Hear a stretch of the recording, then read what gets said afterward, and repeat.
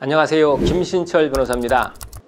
개인회생 조건부 인가는 회생 변제 계획안의 인가 결정을 받은 채무자가 면책을 받을 때까지 법원에 자신의 재산이라든지 소득 그리고 직장의 변동에 대해서 정기적으로 보고해야 하는 조건으로 인가를 받는 것이죠.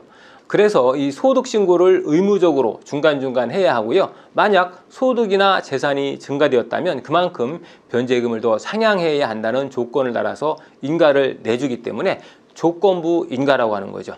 실무에서 이 개인회생 제도는 인가 결정이 났으면 채무자는 정해진 계획안대로 매월 변제를 이행하기만 하면 되고요. 소득이 더 올랐다거나 직장이 변경되었다고 해서 별다른 보고 조치를 할 필요는 없다라는 거죠.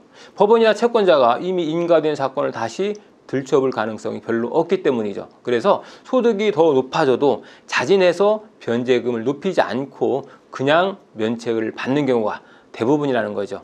하지만 이 조건부 인가는 급여가 오르거나 또 사업자 등록을 새로 내서 사업을 시작하거나 또 재산이 새롭게 생기게 되면 이 사실을 법원에 보고해야 하고요. 거기에 맞게 변제 금액이나 기간을 다시 조정을 해야 되는 거죠.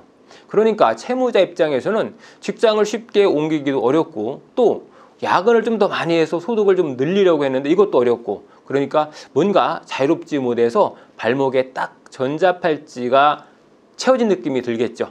법원이 이렇게 조건부 인가를 내는 이유는 채무자가 소득을 축소해서 신고하는 것을 방지하기 위해서죠.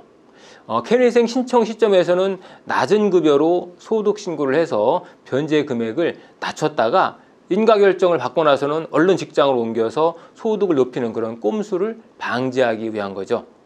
법원 중에서는 이 대구와 청주 그리고 전주지방법원이 조건부 인가를 잘 내고 있고요. 서울회생법원도 종종 조건부 인가를 내고 있습니다. 그렇다고 이런 법원들이 무조건 조건부 인가를 내는 것은 아니고요. 특별한 경우만 내죠. 예를 들면 채무자가 최근에 취업을 했는데 급여가 너무 저조한 경우에 그러니까 최저임금도 못 미치게 신고가 된다거나 또 과거에 다니던 회사에 비해서 현저히 급여가 낮은 회사로 취업을 한 경우 이런 경우에 주로 조건부 인가를 내고 있습니다. 자, 이 조건부 인가는 대개는 6월 말과 12월 말에 채무자의 소득과 재산 상황을 보고하라 이런 내용으로 나오는데요. 만약 이 조건부 인가를 무시하면 어떻게 될까요?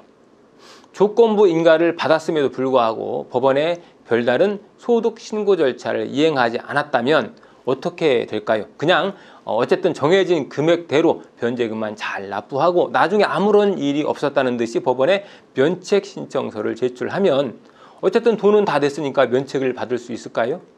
자, 그렇진 않겠죠. 법원에서 당연히 그냥 면책 신청을 내어주지 않습니다. 채무자가 왜 조건부 인가를 제대로 이행하지 않았는지를 설명하시고 지난 변제 기간 동안 얼마만큼의 소득이 있었는지 도표로 정리해서 제출하라는 그런 보정을 냅니다.